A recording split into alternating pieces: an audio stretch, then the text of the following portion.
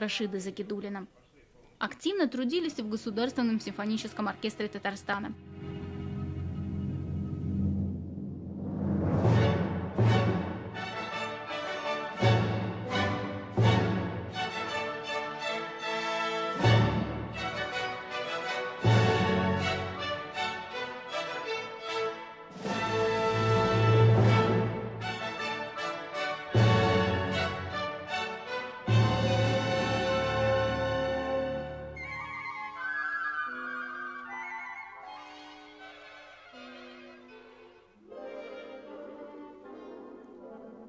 Провели 6 фестивалей и увеличили свою аудиторию на 16 миллионов слушателей по всему миру, потому что записались для французского телеканала классической музыки Метца.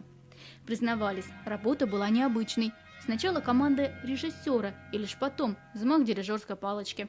Редкий случай, когда оркестранты зависят от воли не только одного маэстро, но еще операторов, продюсеров и, конечно, звукорежиссеров.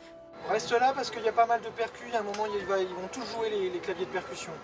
D'accord, donc faut bien que je me mette là plutôt. Je pense que c'est pas mal.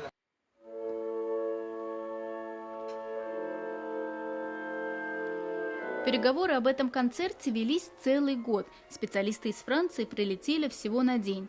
Татарстанский коллектив отыграл программу вместе с Денисом Мацуевым, а в сентябре прославленный пианист выбрал в Казани 8 новых стипендиатов своего фонда «Новые имена».